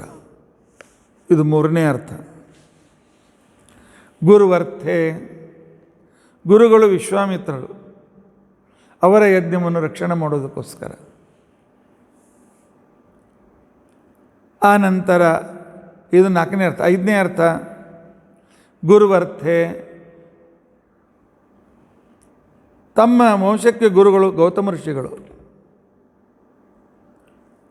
ಅವರ ಪತ್ನಿಯಾದ ಅಹಲ್ಯೆಯನ್ನು ಉದ್ಧರಿಸಿ ಅವರಿಗೆ ಗಂಡ ಹೆಂಡತಿಯನ್ನು ಕೂಡಿಸಿ ಅವರಿಗೆ ಅನುಕೂಲ ಮಾಡಿಕೊಳ್ಳೋದಕ್ಕೋಸ್ಕರ ಗುರುವರ್ಥೆ ಐದನೇ ಅರ್ಥ. ಆರನೇ ಅರ್ಥ ಗುರು ತನ್ನ ಮಾವನಾಗಿರ್ತಕ್ಕಂಥ ಜನಕರಾಜ, ಅವನ ದೊಡ್ಡ ಚಿಂತೆ ಈ ಶಿವಧನುಷ ಎತ್ತವ್ರು ಯಾರು, ನನ್ನ ಮಗಳ ಮದುವೆ ಹೇಗೆ ಆದೀತು ಅಂತ ತಲೆ ಮೇಲೇನು ಮಗಳ ಮದುವೆ ಚಿಂತೆ ಇತ್ತಲ್ಲ, ಅದನ್ನು ನಿವಾರಣೆ ಮಾಡೋದಕ್ಕೋಸ್ಕರ ಗುರುವರ್ಥೆ ಆರನೇ ಅರ್ಥ. ಏಳನೇ ಅರ್ಥ ಗುರು ಅಂತಿಕೊಂಡಂತಂದರೆ ಜಗತ್ತಿನಲ್ಲಿ ಅತಿ ಶ್ರೇಷ್ಠವಾದದ್ದೇನು? ಭಕ್ತಿ. ಭಕ್ತಿಯಲ್ಲಿ ಭಕ್ತಿಯಾತ್ಮ ಅನನ್ಯ ಶಕ್ಯ ಆಮಯವಮ್ಮಿ ಧೋರ್ಜುನ ಅಂತ ತಿಳ್ಕೊಂಡಂತೇಳಿ ಹೇಳಿದ್ದರಿಂದಾಗಿ ಅತ್ಯಂತ ಗುರುವಾಗಿರ್ತಕ್ಕಂಥದ್ದು ಭಕ್ತಿ. ಆ ಭಕ್ತಿಯೇ ಮಾಡಿರ್ತಕ್ಕಂಥ ಬರಿಗೋಸ್ಕರ ರಕ್ಷಣೆಗಾಗಿ ಅವಳಾರು ಶಬರಿ. ಕಲ್ಪನೆ ಮಾಡಿಕೊಳ್ಳಿ, 60,000 ವರ್ಷ ರಾಮನಿಗೆ ದಾರಿ ಕಾಯ್ದಿದ್ದಾಳೆ, ಯಾರೂ ಕಾಯೋದಿಲ್ಲ. ಅಂಥ ಮಹಾಭಕ್ತಳಾಗಿರ್ತಕ್ಕಂಥ ಆ ಶಬರಿಯನ್ನು ಉದ್ಧಾರ ಮಾಡೋದಕ್ಕೋಸ್ಕರ. ಎಂಟನೇ ಅರ್ಥ ಗುರು ಅಂದರೆ ಭಾರ. ನೌಕೆಯಲ್ಲಿ ಭಾರ ಸಾಮಾನುಗಳನ್ನು ಹಾಕ್ಕೊಂಡು ಈ ದಂಡೆಯಿಂದ ಆ ದಂಡೆಗೆ ತೆಗೆದುಕೊಂಡು ಹೋಗ್ತಕ್ಕಂತಹ ಸಹಾಯಕನೇ ಗುರು. ಎಲ್ಲರಿಗೂ ಸಹಾಯಕನಾಗಿರ್ತಕ್ಕಂಥ ಗುಹ ಅಂತಕ್ಕಂಥ ನಾವಿಕನನ್ನೇ ಅನುಗ್ರಹ ಮಾಡಿ ಉದ್ಧಾರ ಮಾಡೋದಕ್ಕೋಸ್ಕರ. 9ನೇ ಅರ್ಥ ಸಂಪೂರ್ಣ ಜೀವಗಳಿಗೆ ಜೀವೋತ್ತಮರು ಯಾರು? ವಾಯುಜೀವೋತ್ತಮ ವಾಯುದೇವರು ಹನುಮಂತ. ಹನುಮಂತನ ಮೇಲೆ ಅನುಗ್ರಹ ಮಾಡೋದಕ್ಕೋಸ್ಕರ ಜೀವರ ಗುರು ಹನುಮಂತ. ಗುರುವರ್ಥೆ.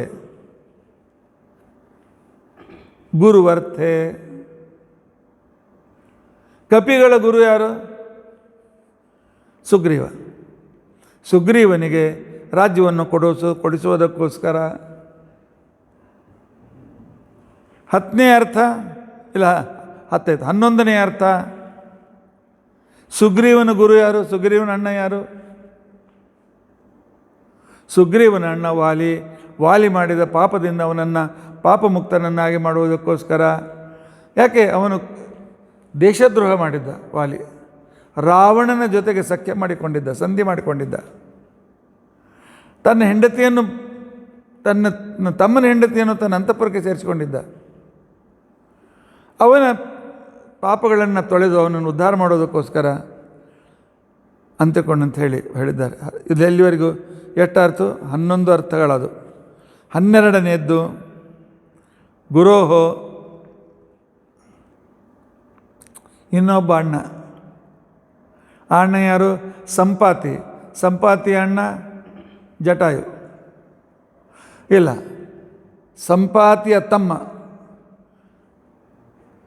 ಆ ಸಂಪಾತಿಗೆ ಮುಂದೆ ಉದ್ಧಾರ ಮಾಡೋದಕ್ಕೋಸ್ಕರ ಅವನಿಗೆ ಮತ್ತೆ ಪುನಃ ರೆಕ್ಕೆಗಳು ಬರುವಂತೆ ಮಾಡಿಸೋದಕ್ಕೋಸ್ಕರ ಗುರುವರ್ಥೆ ಅಂದರೆ ಸಂಪಾತಿಯ ಉದ್ಧಾರಕ್ಕೋಸ್ಕರ ಮತ್ತು ಅವನ ತಮ್ಮನಾಗಿರ್ತಕ್ಕಂಥ ಜಟಾವಿನ ಉದ್ಧಾರಕ್ಕೋಸ್ಕರ. ಅಥವಾ ಗುರು ಅಂತಂದರೆ ಶ್ರೇಷ್ಠ ಅಂತ ಅರ್ಥ. ಅತಿ ಶ್ರೇಷ್ಠವಾದ ವಿಶಾಲವಾದ ನೀರಿನಿಂದ ಕೂಡಿದ ಸಮುದ್ರ ರಾಜನ ಮೇಲೆ ಅವನ ಸೇತುವೆಯನ್ನು ಕಟ್ಟಿ ಅವನು ಏನು ಪಾಪ ಮಾಡಿದ್ನಲ್ಲ ಅದನ್ನು ದೂರ ಮಾಡ್ಕೋಬೇಕು. ಅವನು ಪಾಪ ಮಾಡಿದ್ದೇನು? ಅವನು ಮಾಡಿದ ಪಾಪ ಒಂದೇ, ಆ ರಾವಣ ಲಂಕೆಯ ಜೊತೆಗಿದ್ನಲ್ಲ ಅದಕ್ಕೋಸ್ಕರ. ದುಷ್ಟರ ಜೊತೆಗಿದ್ದದ್ದೇ ದೊಡ್ಡ ಪಾಪ. ಅದನ್ನು ನಿವಾರಣೆ ಮಾಡೋದಕ್ಕೋಸ್ಕರ. 14ನೇ ಅರ್ಥ, ಗುರು ಭೂಮಿಗೆ ಭಾರರಾಗಿರ್ತಕ್ಕಂತಹ, ಗುರು ಅಂದರೆ ಭಾರ, ಲಘು ಅಂದರೆ ಹಗುರು. ಭೂಮಿಗೆ ಭಾರರಾಗಿರ್ತಕ್ಕಂತಹ ಇಂದ್ರಜಿತು, ರಾವಣ, ಕುಂಭಕರ್ಣ ಇತ್ಯಾದಿಗಳನ್ನು ಸಂಹಾರ ಮಾಡೋದಕ್ಕೋಸ್ಕರ. ಇನ್ನು 15ನೇ ಅರ್ಥ, ಗುರುಗಳು ಸಜ್ಜನರು, ಸಜ್ಜನ ಮಾರ್ಗದರ್ಶಕರು ಎಲ್ಲರಿಗೂ. ಆದ್ದರಿಂದ ಗುರುಗಳು ಅವರಿಗೋಸ್ಕರ ಪರಿತ್ರಾಣಾಯ ಸಾಧೂನಾಂ. ಆಗ ಕುಂಭಕರ್ಣಾದಿ ವಿನಾಶಾಯ ಚ ದುಷ್ಕೃತಾಂ ಯಹ ಅನುವನಂ ವ್ಯಚರತ, ಯಾವನು ಸಂಪೂರ್ಣವಾಗಿರ್ತಕ್ಕಂತಹ ಆ ದಂಡಕಾರಣ್ಯದಲ್ಲಿ ತಿರುಗಾಡಿದನೋ ಅಂತಹ ಶ್ರೀರಾಮಚಂದ್ರ ನಮ್ಮನ್ನು ಉದ್ಧರಿಸಲಿ. ಗುರುವರ್ಥೇ ತ್ಯಕ್ತರಾಜ್ಯ ವ್ಯಚರದನುದನಂ. ಒಂದು ವಾಕ್ಯಕ್ಕೆ ಈಗ 7 ಅವತಾರ ಮುಗಿತು. 8ನೇ ಅವತಾರ ಕೃಷ್ಣಾವತಾರ. ರಾಜ್ಯ 8ನೇ ಅವತಾರ ಕೃಷ್ಣಾವತಾರ. ಈಗ ಗುರು ಯಾರು? ತಮ್ಮ ವಂಶಕ್ಕೆ, ಚಂದ್ರವಂಶಕ್ಕೆ ಶ್ರೇಷ್ಠವಾಗಿ ತಮ್ಮ ಕುಲಕ್ಕೆ ಗುರು ಯದು. ಆ ಯದುವಿನ ಅಪ್ಪ ಯಯಾತಿ. ಆ ಯಯಾತಿ ಅಂತ ಅನ್ಸ್ಕೊಂಡಿರ್ತಕ್ಕಂಥ ತಮ್ಮ ಕುಲಕ್ಕೆ ಮೂಲನಾದ ಯದುವಿನ ತಂದೆಯಾದ ಯಯಾತಿಯ ಮಾತು, ನಿಮ್ಮ ಯಾದವರಿಗೆ ಯಾರಿಗೂ ಮುಂದೆ ರಾಜ್ಯ ಸಿಗೋದಿಲ್ಲ, ಅವನ ಶಾಪ. ಅವನ ಶಾಪವನ್ನು ರಕ್ಷಣೆ ಮಾಡುತ್ತಾ ಅವನಿಗೆ ಸಂತೋಷ ಕೊಡೋದಕ್ಕೋಸ್ಕರ ಕೊನೆಯವರೆಗೂ ಕೃಷ್ಣ ರಾಜನಾಗಲಿಲ್ಲ. ಕೆಂಗ ಮೇಕರಾದ ಹೊರತು ಕೆಂಗಾಗಲಿಲ್ಲ. ಆನಂತರ ಅನುವನಂ ಪಾಣಿ ಸ್ಪರ್ಶಾಕ್ಷಮ. ಪಾಣಿ ಸ್ಪರ್ಶಾಕ್ಷಮ ಅನುವನಂ. ಅನುವನಂ ಅಂದರೆ ನೀರಿನಲ್ಲಿ ಇರುವ, ಕೈಯಿಂದ ಮುಟ್ಟಲಿಕ್ಕೆ ಅಸಾಧ್ಯನಾಗಿರ್ತಕ್ಕಂತಹ ಆ ಕಾಲಿಯನನ್ನು ಉದ್ಧಾರ ಮಾಡೋದಕ್ಕೋಸ್ಕರ. ಅನುವನಂ ಪಾಣಿ ಸ್ಪರ್ಶಾಕ್ಷಮಂ. ಅವನನ್ನು ವ್ಯಚರನ್, ಅವನ ತಲೆ ಮೇಲೆ ಕುಣಿದು ಅವನಿಗೆ ಉದ್ಧಾರ ಮಾಡೋದಕ್ಕೋಸ್ಕರ ಕೃಷ್ಣಾವತಾರ ತೆಗೆದುಕೊಂಡ. 3ನೇದ್ದು ಗುರುವರ್ಥೆ. ಗುರುಗಳಾದ ಸಂದೀಪನಿ ಋಷಿಗಳಿಗೆ ಅವರ ಮೃತಮಗನನ್ನು ತಂದುಕೊಡುವುದಕ್ಕೋಸ್ಕರ ಶ್ರೀಕೃಷ್ಣ ಅವತಾರವನ್ನು ತೆಗೆದುಕೊಂಡ. ಗುರುವರ್ಥೆ ಅನುವನಂ ಸಂಚರನ್. ಅನುವನಂ ಸಂಚರಣಾರ್ಥಂ, ನೀರಿನಲ್ಲಿ ತಿರುಗಾಡಿ ಅಲ್ಲಿ ಪಂಚಜನ ಅಂತನೂ ರಾಕ್ಷಸನನ್ನು ಕೊಂದು ಆ ಪಾಂಚಜನ್ಯ ಶಂಖವನ್ನು ಪಡೆಯೋದಕ್ಕೋಸ್ಕರ. ಅಥವಾ ಪ್ರಿಯಾಯ ಗುರುವರ್ತೆ ಅನುವನಂ ಚರತಃ. ತನ್ನ ಪ್ರಿಯಳು ಸತ್ಯಭಾಮಾದೇವಿ, ಅವಳ ಗುರುವಾದ ಮಹಾನ್ ಇಚ್ಛೆ, ಶ್ರೇಷ್ಠ ಇಚ್ಛೆ ಇತ್ತು, ಪಾರಿಜಾತ ಗಿಡ ನನ್ನ ಅಂಗಳದಲ್ಲಿ ಬರಬೇಕು ಅಂತೇಳಿ. ಆ ಪಾರಿಜಾತಗಳನ್ನು ತರುವುದಕ್ಕೋಸ್ಕರ ಅನುವನಂ ನಂದನವನದಲ್ಲಿ ತಿರುಗಾಡಿ ಆ ಪಾರಿಜಾತವನ್ನು ಕಿತ್ತಿ ಅವಳಿಗೆ ಕೊಟ್ಟು ಅವಳ ಮನೆಯಲ್ಲಿ ದೇವತೆಗಳನ್ನು ಸೋಲಿಸಿ ಬಂದಿರತಕ್ಕಂಥ ವ್ಯಕ್ತಿ ಇಂತಹ ಶ್ರೀಕೃಷ್ಣ ನನ್ನ ಮೇಲೆ ಸಂತುಷ್ಟನಾಗಲಿ ಅಂತ ತಿಳ್ಕೊಂಡಂತ ಹೇಳ್ತಾರೆ. ಇನ್ನು ಬುದ್ಧಾವತಾರ. ಗುರುವರ್ಥೆ. ಗುರು ಅಂತಂದರೆ ವೇದಗಳು. ಆ ವೇದಗಳನ್ನು ಪ್ರಮಾಣವಾಗಿಟ್ಟುಕೊಂಡು ಅದಕ್ಕೆ ಅಪಾರ್ಥವನ್ನು ಮಾಡಿ ವೇದದಲ್ಲಿ ಪ್ರಾಣಿ ಹಿಂಸೆ ಹೇಳ್ತಾರೆ, ಗೋ ಹಿಂಸೆ ಹೇಳ್ತಾರೆ ಅಂತ ತಿಳ್ಕೊಂಡಂತೇಳಿ ವೇದದ ಹೆಸರಿನಲ್ಲಿ ಹಿಂಸೆ ಮಾಡ್ತಕ್ಕಂಥ ಏನು ಅನೇಕ ಜನರಿದ್ದರು, ಅವರನ್ನು ವೇದದಿಂದ ದೂರ ಮಾಡೋದಕ್ಕೆ, ವೇದ ಮಾರ್ಗದಿಂದ ದೂರ ಮಾಡೋದಕ್ಕೋಸ್ಕರ. ಮತ್ತು ಗುರುಗಳು ಅಂತಂದರೆ ಆಗಿನ ಕಾಲದಲ್ಲಿ ಜೈನ ಧರ್ಮ ಬಹಳ ಬೆಳೆದಿತ್ತು.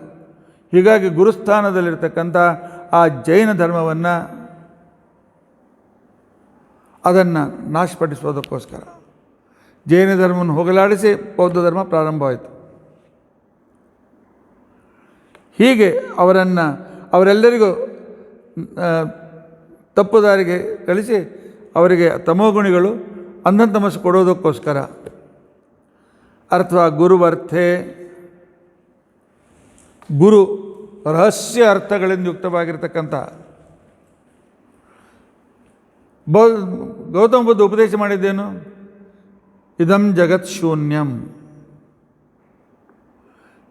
ಇದಂ ಜಗತ್ ಅಸತ್, ಇದಂ ಜಗತ್ ಅಭಾವ, ಜಗತ್ ಅಭಾವ ಅಸ್ತಿ, ಜಗತ್ ಕ್ಷಣಿಕ, ವೇದ ಅಪ್ರಮಾಣ. ಇವು ಅತಿ ರಹಸ್ಯಾರ್ಥದಿಂದ ಯುಕ್ತವಾಗಿರ್ತಕ್ಕಂಥ ಪದಗಳು. ಈ ಪದಗಳನ್ನು ದೇವತೆಗಳಿಗೆ ಉಪದೇಶ ಮಾಡುವ ನೆವದಿಂದ ಪ್ರಶಾಂತ ವಿದ್ಯೆಯನ್ನು ಉಪದೇಶ ಮಾಡಿಸೋದಕ್ಕೋಸ್ಕರ ಪರಮಾತ್ಮ ಹೇಳಿದ ವೇದೋ ಅಪ್ರಮಾಣಂ ಅಂತ ಹೇಳ್ದ. ಉಳಿದವರನ್ನು ತಿಳ್ಕೊಂಡ್ರು ವೇದ ಪ್ರಮಾಣ ಅಲ್ಲ ಅಂತ ತಿಳ್ಕೊಂಡು ಅಂತ ಹೇಳಿ. ಅದು ಬುದ್ಧ ಹೇಳಿದ್ದನು ವೇದ ಅಪ್ರಮಾಣಂ. ಅಂದರೆ ಸರ್ವಭಾಗಾತ್ಮಕನಾಗಿರ್ತಕ್ಕಂಥ ಪರಮಾತ್ಮನಿಗೋಸ್ಕರ ವೇದ ಪರಮ ಪ್ರಮಾಣ. ವೇದೇಶಿ ಸರ್ವೈರಹಮೇ ವೇದ್ಯ ಅಂತ ತಿಳ್ಕೊಂಡು ಅರ್ಥವನ್ನು ಹೇಳಿದ. ಜಗತ್ತು ಶೂನ್ಯ, ಶಂ ಊನಂ ಕುರುತೆ ಇತಿ ಶೂನ್ಯ. ಉಳಿದವರು ಶೂನ್ಯ ಅಂತಂದರೆ ಜೀರೋ ಅಂತ ತಿಳ್ಕೊಂಡ್ರು. ಇವನು ಜಗತ್ತು ಸಂಸಾರ ನಮ್ಮ ಸುಖವನ್ನು ಕಡಿಮೆ ಮಾಡ್ತದೆ, ಸಂಸಾರದಲ್ಲಿ ನಮಗೆ ಸುಖ ಸಿಗೋದಿಲ್ಲ ಅನ್ನೋದನ್ನು ತಿಳಿಸೋದ ಜಗತ್ತು ಶೂನ್ಯ ಅಂತನೋ ಅರ್ಥದಿಂದ ಹೇಳಿದ. ಜಗತ್ ಅಸತ್ ಅಂತ ಹೇಳ್ದ. ಹೌದು, ಜಗತ್ತಿನಲ್ಲಿ ಆಕಾಶ ಮತ್ತು ವಾಯು ಅಸತ್ ಅಮೂರ್ತಗಳಾಗಿವೆ ಅಂತ ಹೇಳ್ದ. ಉಳಿದವರು ಅಸತ್ ಅಂದರೆ ಅಸತ್ಯ ಅಂತ ತಿಳ್ಕೊಂಡ್ರು. ಅವರು ಅದು ತಪ್ಪು. ಜಗತ್ತು ಅಭಾವ ಅಂತ ತಿಳ್ಕೊಂಡಂತ ಹೇಳ್ದ. ಅಭಾವ ಅಂದರೆ ಪರಮಾತ್ಮನಲ್ಲಿಯೇ ಅವನ ಹೊಟ್ಟೆಯಲ್ಲಿ ಯಾವಾಗಲೂ ಸ್ಥಿರವಾಗಿರ್ತದೆ, ಪ್ರಳಯ ಕಾಲದಲ್ಲಿ ಉಳಿದ ವೇಳೆ ಅವನ ಆಶ್ರಯದಲ್ಲಿರ್ತದೆ ಅಂತ ತಿಳಿಸೋದಕ್ಕೋಸ್ಕರ. ಮತ್ತೇನು ಹೇಳಿದ? ಜಗತ್ತು ಕ್ಷಣಿಕ ಅಂತ ತಿಳ್ಕೊಂಡಂತ ಹೇಳ್ದ. ಹೌದು, ಜಗತ್ತು ಇರೋದು ಬ್ರಹ್ಮದೇವರು 100 ವರ್ಷದವರೆಗೆ, 100 ವರ್ಷದವರೆಗೆ ಇರ್ತದೆ. ಆ 100 ವರ್ಷ ಪರಮಾತ್ಮನಿಗೆ ಫ್ರ್ಯಾಕ್ಷನ್ ಆಫ್ ಸೆಕೆಂಡ್, ಒಂದು ಕ್ಷಣಿಕ. ತನ್ನ ದೃಷ್ಟಿಯಿಂದ ಕ್ಷಣಿಕ ಅಂತ ಹೇಳ್ದ. ಉಳಿದವರು ತಮಗೋಸ್ಕರ ಕ್ಷಣಿಕ ಅಂತ ತಿಳ್ಕೊಂಡರು.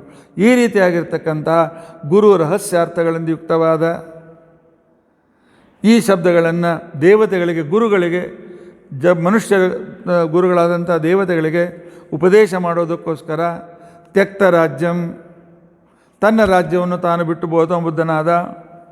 ಅಥವಾ ತ್ಯಕ್ತ ರಾಜ್ಯಂ, ಅಸುರರು ನಾಶವಾಗುವಂತೆ ಅಸುರರ ಸ್ತ್ರೀಯರನ್ನು ತಪ್ಪಮಾರ್ಗಕ್ಕೆ ಹಾರಿಸಿ ತ್ರಿಪುರರನ್ನು ಸಂಹಾರ ಮಾಡೋದಕ್ಕೋಸ್ಕರ ಅವತಾರ ತೆಗೆದುಕೊಂಡಿರ್ತಕ್ಕಂಥ ಈ ಬುದ್ಧ ನಮ್ಮನ್ನು ಸಂರಕ್ಷಣೆ ಮಾಡಲಿ. ಏನು ಕಲ್ಕಿ ಅವತಾರ. ಖಲದವ ದಹನಃ,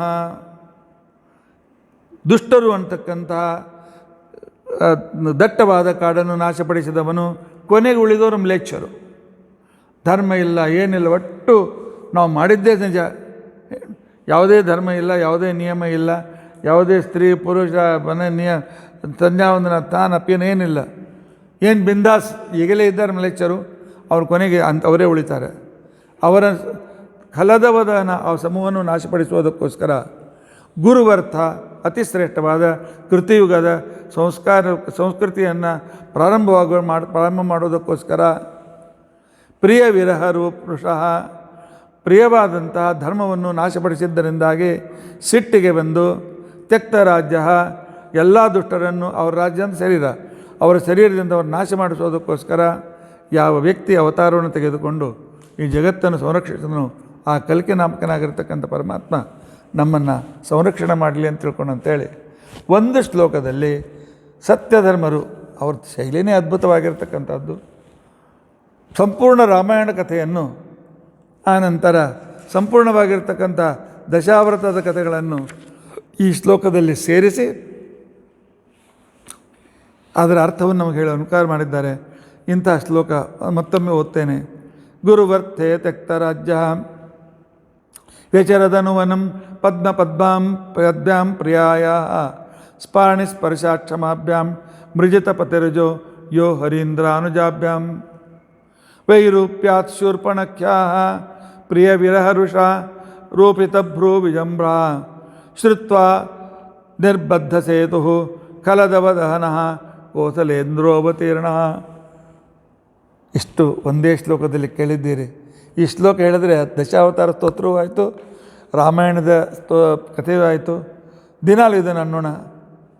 ಮುಂದೆ ಮತ್ತೆ ರಾಮಾಯಣದಲ್ಲಿ ಭಾಗವತಕಾರರ ದೃಷ್ಟಿ ರಾಮಾಯಣವನ್ನು ಯಾವ ರೀತಿಯಿಂದ ವರ್ಣನೆ ಮಾಡ್ತಾರೆ ಅನ್ನೋದನ್ನು ನಾಳಿಂದ ತಿಳಿದುಕೊಳ್ಳಿಕ್ಕೆ ಪ್ರಯತ್ನಿಸೋಣ. ಇತಿ ಅದ್ಯ ಕಥಾ ಪ್ರಸಕ್ತಿ. ಶ್ರೀಕೃಷ್ಣಾರ್ಪಣಮಸ್ತು.